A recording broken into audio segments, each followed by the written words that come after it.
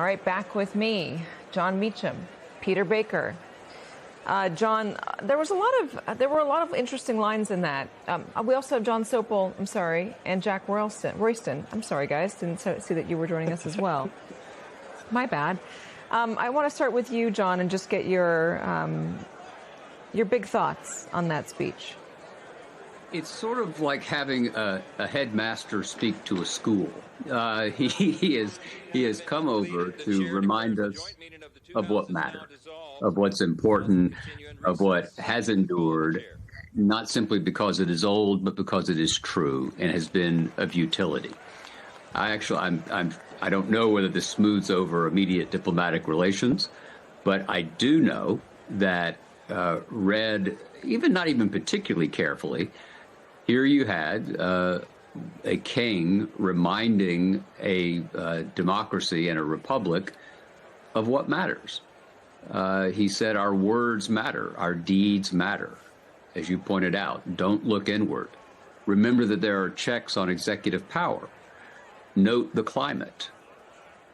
This is a kind of masterclass in how someone not tied to the minute-to-minute political realities of popular politics. This is what this thoughtful man believes is important across the Atlantic. And I think that it's a vivid and elegant, in many ways, warning and is inspiration as well about not losing ourselves in a populist, isolationist, nationalistic moment. One final point here. There's a difference between nationalism and patriotism. All right. Nationalism is an allegiance to your own kind. Patriotism is an allegiance to a creed.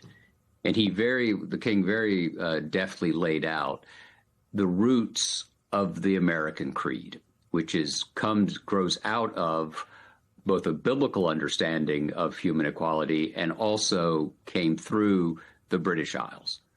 Magna Carta, the Declaration of Rights in 1688 and 89, informed what happened here in the late 18th century. And what we can't do is lose that in the 21st. And I think that was his central warning, is that this is perilous, these things are fragile, and they require our attention. So, Jack, help me understand a little bit more about the context, because as we've been talking about, the relationship is frayed.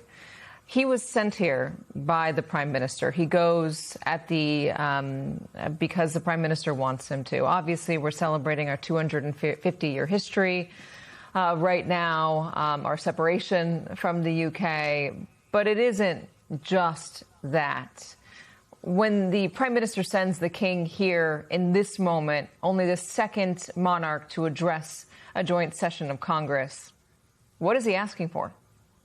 Well, we know, in fact, that not only did Charles come to America at the request of his prime minister, but actually this very speech was written to reflect Britain's strategic priorities. And it's all over the speech. I mean, I think I counted about 7 or 8 points that Charles has wandered into that are potential zones of conflict with Trump. So to give you a very, very quick rundown of those areas, you've got Europe, where Trump is becoming actually really increasingly unpopular across a number of countries, Italy and the Pope, Germany and the recent comments about Iran, You've got NATO. Charles referenced the specific terms under which NATO came to America's rescue, or not rescue, but, alliance in the war in Afghanistan, which Trump very recently made very dismissive comments about. You've got Ukraine, where Charles said America's help was needed.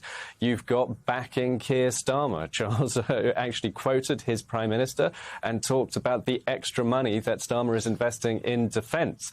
Then you've got the reference to our words matter, which is very difficult not to be instantly reminded of what Donald Trump said about a war of civilization extinction in Iran. That statement that our words matter is very clearly a reminder in the context of a president who says some quite extreme things. At least that's what the rest of the world believes. So that's just a handful of them. You've also got references to the tech prosperity deal in there that was signed between King Charles and Keir Starmer and Donald Trump back during the state visit when Trump visited Windsor Castle. This was back in September. It was later suspended by America over a number of disagreements, and Charles has got that in there, the importance of deals on tech for our mutual benefit. So there's a whole load of, prime foreign policy areas that reflect the British government's perspective, and you have King Charles standing in America's Congress and America's legislature, making these points, advancing the British argument to the lawmakers that Trump must obviously work with in running the country.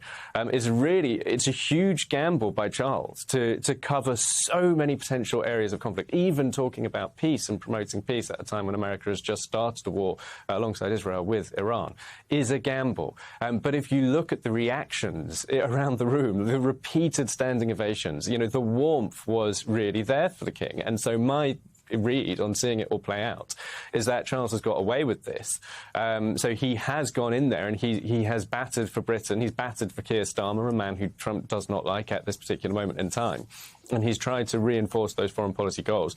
And he's got the reception that he wanted. So he will be walking out of that room now feeling that this was a roaring success. But, of course, we've still got to see what gets said in the days to come. My feeling is that Charles's comments were just subtle enough that he probably won't have antagonized Trump with these remarks.